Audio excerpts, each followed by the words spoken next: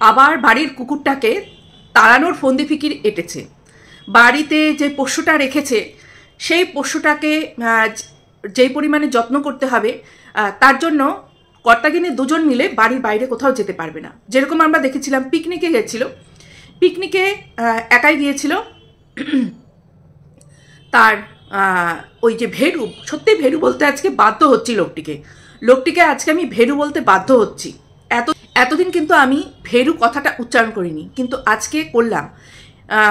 ওই ভেরুকে রেখে দিয়েছিল বাড়িতে, কেননা ওই যে পোষ্যটিকে দেখাশোনা করার জন্য। তো এরা ভালো রকমই বুঝতে পেরেছে সামনেই হচ্ছে মিট আপ আছে 14 তারিখে, তো মিট আপে সবাই মিলে যাবে। পাশের বাড়ির যারা আছে যাদের কাছে তার পশুটিকে রেখে যায়, তো সেইখানে পশুটিকে রাখতে পারবে না, তো কে দেখবে পশুটিকে? আর ভেরুকেও সেদিন সঙ্গে করে নিয়ে যেতে হবে। তো সেই কারণে তাল করেছে যে পশুটিকে কাউকে দিয়ে দেওয়ার জন্য। তো আগের বার তো ফেল হয়েছিল, এর আগেও একবার এরকম করে শুরু করেছিল। তো তখন সবাই যেহেতু রুখে দাঁড়িয়েছিল, আর তারপরে কিন্তু এটা ভেস্তে গেছিল। আবার নতুন করে একটা নাটক শুরু করেছে। সেখানে কি করলো না, অ্যাস্ট্রোলজার বলে একজন কে দেখানো হলো যে সে এরকম নাকি বলেছে যে এই পোষ্যের হাতেই তার মৃত্যু, বা পোষ্যের কামড়েই তার মৃত্যু, এরকম কিছু বলেছে। তো রাস্তায় যদি কোনো পোষ্য কামড়ায় তাহলে কিন্তু তার ট্রিটমেন্ট আছে, ট্রিটমেন্টে সে কিন্তু ঠিক হয়ে যায়। আর বাড়ির পোষ্য মালকিনকে কামড়াবে, এটা তো শোনা যায় না, খুব একটা শোনা যায় না যে বাড়ির পোষ্য মালকিনকে কামড়াবে। তার মানে সেই মালকিন সেই পোষ্যর উপর কি অকথ্য না অত্যাচার করে, তার জন্য সেই পোষ্য এতটা হিংস্র হয়ে মানে বেড়ে উঠেছে আর সেই মালকিনকে কামড়াবে। এটাই তার মানে তো এটাই প্রমাণিত হচ্ছে। আর যেই ঢপের চপটা দিল যে অ্যাস্ট্রোলজার ব্যাপারটা আমি ভালো করে জানি, কেননা আমার বাড়ির লোক অ্যাস্ট্রোলজারের কাছে মানে বিশ্বাস করে। সে অনেকবার গেছে, আমারও হাতে দেখতে পাচ্ছ একটা আছে, কিন্তু আমি খুব একটা বিশ্বাস করি না। আর কি কারণে করি না সেটাও আমি বলবো, এই ভিডিওতেই বলবো কি কারণে করি না। তো এই অ্যাস্ট্রোলজারের কে দেখিয়ে এখন এই নতুন নাটক করে এখন কি করছে, তার বাড়ির যে পশুটা আছে সেই পশুটাকে চাইছে ঘাট থেকে নামাতে।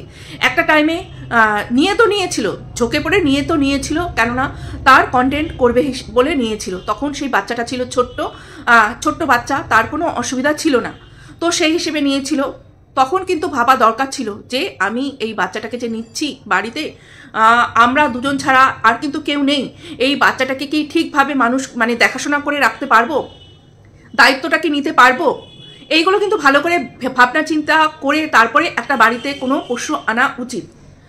আমরা যখন ছোট ছিলাম, রাস্তার যে কুকুরগুলো আছে যখন দেখতাম যে বাচ্চা দিয়েছে, তো তখন বাচ্চা যখন থাকে তারা খুব নাদুস নুদুস হয়, আমরা করতাম কি তাদেরকে ধরে কোলে নিয়ে বাড়িতে চলে আসতাম। তো নিয়ে আসার পরে তাদেরকে পুষতাম, তাদেরকে খাওয়াতাম, আদর করতাম, কোলে নিতাম।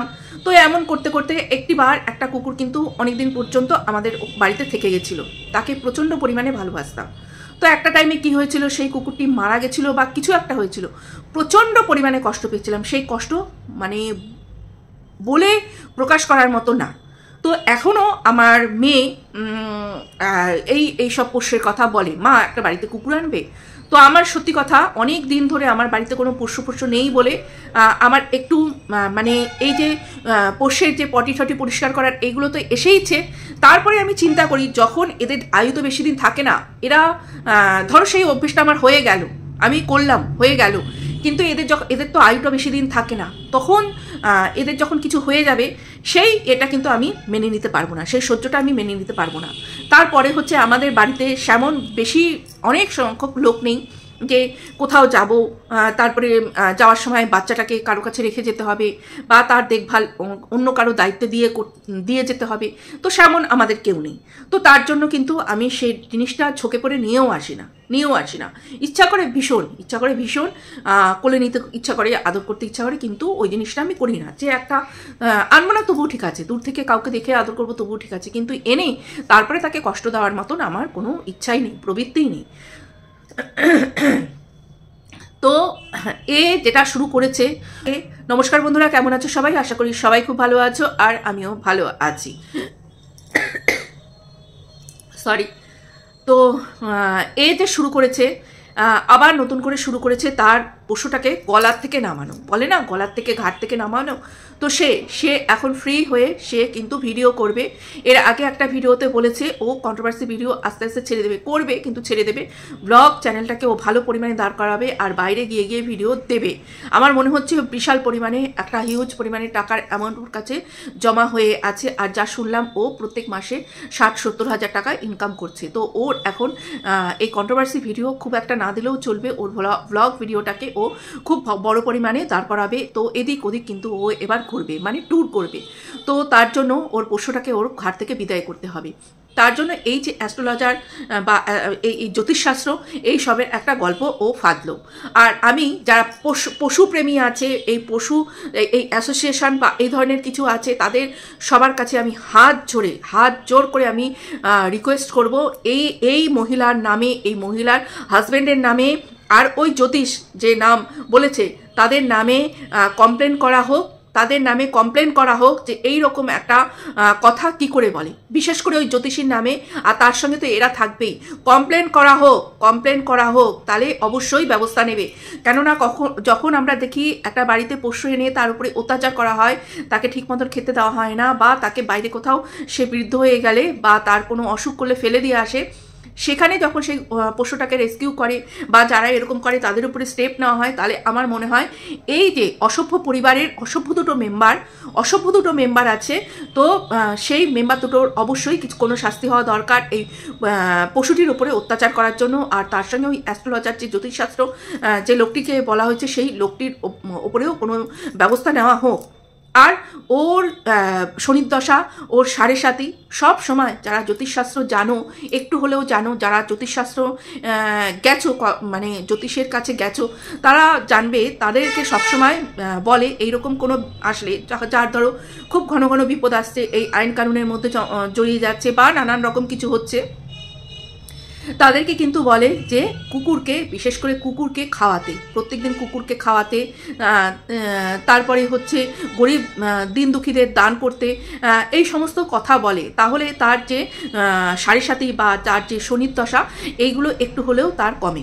তো এইখানে ওই জ্যোতিষী, আমার মনে হয় জ্যোতিষী এই কথাটা বলেও নি, তো এ হয়তো মিথ্যে কথা বলেছে, পুরোটাই মিথ্যে কথা বলেছে, নালে ওই লেখাটা আমাদেরকে কিন্তু দেখায়নি। ও যখনই কোনো প্রমাণ দেখায় দেখবে দূর থেকে দেখায়, কাছে নিয়ে কোনো কিচ্ছু দেখায় না, ঢুকে দিয়ে দূর থেকে ও সবসময় প্রমাণ দেখায়। ওর মধ্যে কি এমন আছে, শিকড় আছে, তো কি হয়েছে, শিকড়টা লেখা আছে, সেই শিকড়েরটা আমরা দেখে ফেললে বা দর্শক দেখে ফেললে এমন কি হতে পারে ওর মধ্যে, যেই জায়গাটায় আছে যে কুকুরের হাতে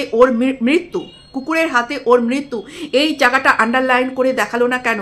আর এই কথাটা বলবেই বা কেন একটা জ্যোতিষী, এই কথাটা বলবেই বা কেন? কারণ মৃত্যু বা কিছু, এই কথাটা বড় জ্যোতিষীও বলে না, জানলেও তারা বলে না। তো এই কথা আমার মনে হয় এটা পুরো একটা মানে ভুল বার্তা, একটা নেগেটিভ বার্তা সোশ্যাল মিডিয়ায় ছড়াচ্ছে। যার বিশ্বাস যার কাছে, সে তার কাছে রেখে দিক, সেটা অন্য কোনো মানুষের উপরে আমার মনে হয় চাপানোটা একদমই উচিত না। তোমার যেটা বিশ্বাস, সেই কুসংস্কারগুলো, যার কুসংস্কার, সেটা তাদের কাছেই রেখে দিই, সেই জিনিসগুলো আমার মনে হয় সমাজে ছড়ানোটা উচিত না। এই সব দেখার পরেও এর যে দর্শকরা আছে, যে ভিউয়ার্সরা আছে, তারা কি করে এখনো মুখ বুজে আছে আর তাকেই সাপোর্ট করে যাচ্ছে? তোমরা কি এখনো বুঝতে পারছো না ও যেই নাটকগুলো করছে, এই কুকুরটাকে, এর পোষ্যটাকে ঘাড় থেকে সরানোর জন্য, ঝেড়ে ফেলার জন্য এ একটা পুরোদমে নাটক করে যাচ্ছে? তোমরা এটা কিছুতেই বুঝতে পারছো না? কিছুতেই বুঝতে পারছো না? হ্যাঁ, তোমরা আর কোনোদিনও বুঝবে না। তোমাদের সামনে যদি ওই কুকুরটাকে কিছু করেও দেয়, তোমরা তাও বুঝতে পারবে না যে এ একটা নাটক করছে, এর পুরোটাই চাল, পুরোটাই ছল। তোমরা বুঝতে পারবে না। ওই চোখে অমৃতাঞ্জন দিয়ে বসে নাটক করে কর্তাগিন্নি মিলে, ইউটিউবটাকে একটা জঘন্য জায়গায় নিয়ে চলে যাচ্ছে, সেটা তোমরা হা করে সেটাই দেখবে। তার কোনো প্রতিবাদ তোমরা করবে না। এদিকে কোথায় সোমনাথের জনি ঘেউ করছে, জনিকে ঠিক মতন দেখছে না, এর আগে কণিকার কুকুরটাকে নিয়ে বলেছে, তো সেই বেলায় সবাই তোমরা পারো বলতে।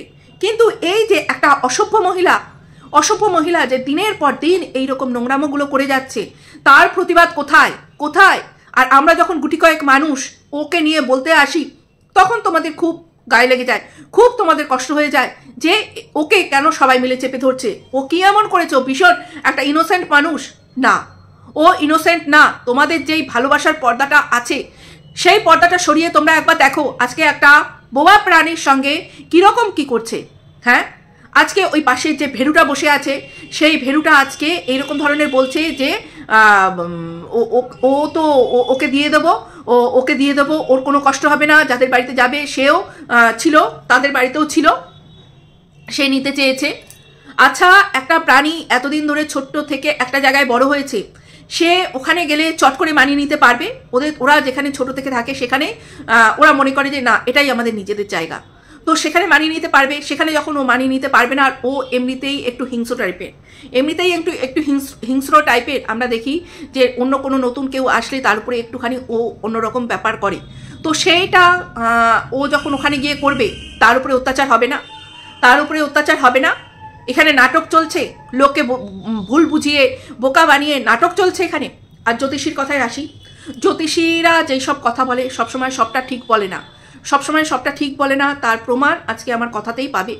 জ্যোতিষীরা যে আগের কথা বলে এটা তোমার সঙ্গে হয়েছে বা কিছু, সেগুলো জ্যোতিষীরা অনেক সময় তারা বলতে পারে। একটা কাকচরিত বলে একটা কথা আছে, তারা বুঝতে পারে, তার মুখ দেখে, তারা বডি ল্যাঙ্গুয়েজ দেখে বুঝতে পারে কাকচরিত অনেক সময় ঠিক হয়ে যায়। আমার সঙ্গে এমন অনেকবার বহুবার হয়েছে, ঠিক হয়েছে।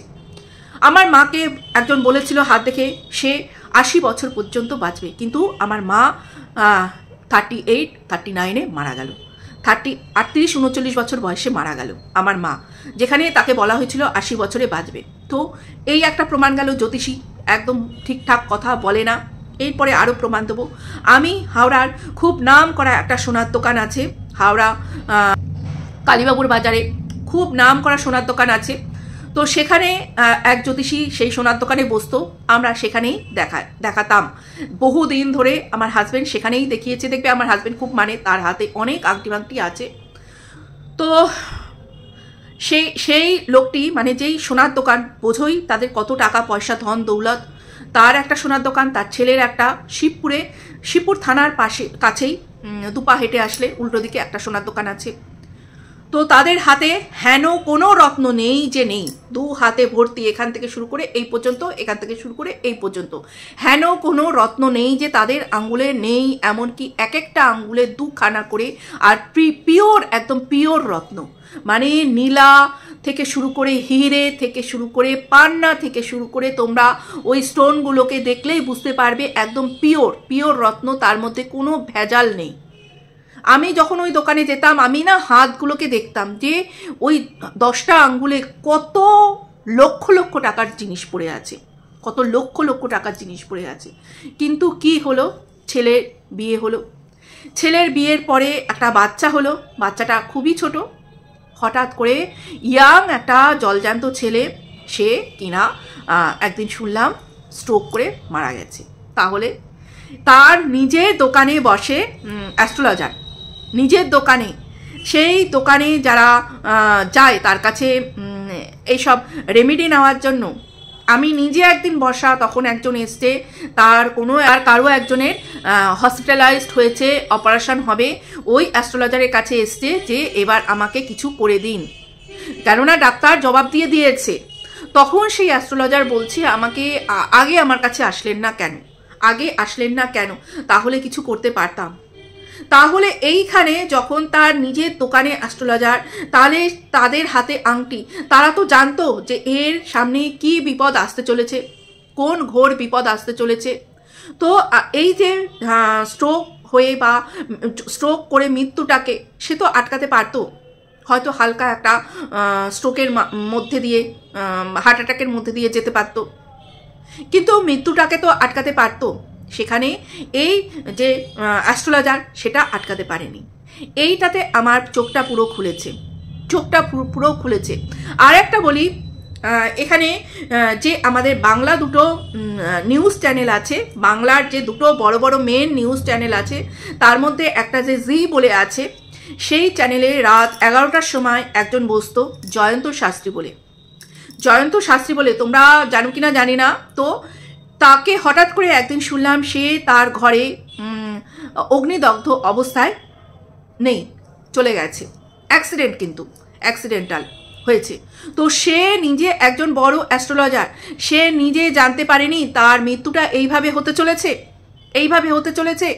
সে নিজেকে নিজে কেন বাঁচাতে পারলো না বলো? আজকে এখানে একজন জ্যোতিষী বলে দিল যে কুকুরটা যদি থাকে, কুকুরটা মানে কুকুরের ধারে কাছে সে যেন না যায়, কুকুর থেকে শত হস্ত দূরে থাকে। এই যে পোষ্য মানে কুকুর বিড়াল যাই বলো না কেন, কুকুররা আমি জানি যে এতটা প্রভুভক্ত হয়, মানুষের মানে তার প্রভুর সমস্ত খারাপ জিনিসগুলো সে নিয়ে নিতে পারে। সেদিনকে আমি একটা শর্ট ভিডিও দেখছিলাম, মানে ছোট ভিডিও, হ্যাঁ শর্ট ভিডিওই দেখছিলাম। একটা বাচ্চা কেউ বাবা মা মানে সামনে কেউ নেই, বড়রা কেউ নেই, দরজাটা খোলা পেয়েছে, সে বেরিয়ে যাচ্ছে। কুকুরটা যেই দেখলো বাচ্চাটা বেরিয়ে যাচ্ছে, সে তার সামনে গিয়ে দাঁড়ালো। আবার যখন বাচ্চাটা বেরিয়ে যাচ্ছে তখনও সে তাকে বাধা দিচ্ছে যাতে না যায়। শেষবার করলো কি, কুকুরটা তার এই জামার এখানটাকে কামড়ে নিয়ে টানতে টানতে নিয়ে চলে আসলো। এসে সে দরজাটা বন্ধ করে দিল যাতে বাচ্চাটা বাইরে না চলে যায়। আরও এরকম অনেক আমরা দেখেছি যে কুকুর সে জলে পড়ে গেছে বাচ্চা, তাকে বাঁচানোর জন্য চেষ্টা করছে, মালিককে গিয়ে ডেকে নিয়ে আসছে। তাহলে একটা কুকুর থাকা মানে বাড়িতে সেই মালকিনের কিন্তু সব কিছু খারাপ তারা নিজেদের মধ্যে নিয়ে নেয়। এমনকি এই যে যেসব ধরনের আমাদের জীবনে বলো সাড়ে সাথী বলো, শনির দশা বলো, এই ধরনের যত নেগেটিভিটি আছে এইগুলো কিন্তু তারা বেশিরভাগটা তারা তাদের মধ্যে নিয়ে নেয়। আজকে এই যে অসভ্য পরিবারের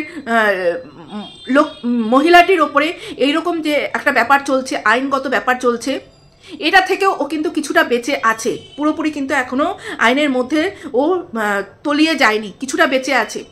তো আমার তো মনে হয় বাড়ির এই পোষ্যটার জন্যই ও এখনও শেষ হয়ে যায়নি, ও এখনও আছে, এখনও বেঁচে আছে, ইউটিউবের জগতেও এখনও ও বেঁচে আছে। না হলে ও এই কুকুর আনার আগে আর কুকুর আনার পরে ওর জীবনের যে পরিবর্তনটা সেটা কিন্তু তোমরা একটু লক্ষ্য করবে, ওর কতটা পরিবর্তন হয়েছে। এই কুকুর বাড়িতে আসার আগে কিন্তু ওর এতটা ওর জীবনে পরিবর্তন ছিল না, এতটা ওর উন্নতি ছিল না। এই কুকুরটাকে নিয়ে আসার পরেই কিন্তু ওর জীবনে উন্নতিটা এসেছে। তাহলে আজকে এই কুকুরটাকে ওর জীবন থেকে ছুঁড়ে ফেলে দিতে চাইছে, কেননা ওর জীবনে অনেকটা পরিমাণে দাঁড়িয়ে গেছে। আর ওই পোষ্যটার দরকার নেই, তুই পোষ্যটাকে একবার ফেলে দিয়ে দেখ, তোর জীবনে কতটা দুর্বিষহ জীবন হয়ে ওঠে, তোর জীবন কতটা দুর্বিষহ হয়ে ওঠে, তুই একবার ফেলে দেখ, কারো কিচ্ছু করতে হবে না। ওই কুকুরটার হায় লাগবে আর ওপরে ভগবানের হায়, মানে ভগবান তোকে কিভাবে বিচার দেয় তুই সেটা দেখ, সেইটা দেখ। আর যার সঙ্গে এই যে এই অ্যাসোসিয়েশন যারা পশু মানে পশু প্রোটেক্ট করে সেই তাদের যদি যোগাযোগ থাকে, তারা প্লিজ এই খবরটা দাও, আমিও চেষ্টা করছি যে এদের সঙ্গে যোগাযোগ করা যায় কি যায় না। যদি আমি পারি তো আমি নিজে খবর দেব। আর তোমরা যদি পারো তো প্লিজ যোগাযোগ করে এই পরিবারটার নামে কমপ্লেন করো। ওই দুটো যে হাজব্যান্ড ওয়াইফ নাটক করতে বসে যায় বারবার করে, ওই হাজব্যান্ডটা এখন বুঝছি সব থেকে পাজি, এই মহিলাটির থেকেও হাজব্যান্ডটা পাজি। আমার এখন মনে হচ্ছে এই মহিলাটির থেকেও হাজব্যান্ডটা পাজি। তো আজকে এই পর্যন্তই বন্ধুরা, ভালো থেকো, সুস্থ থেকো, আর টাটা।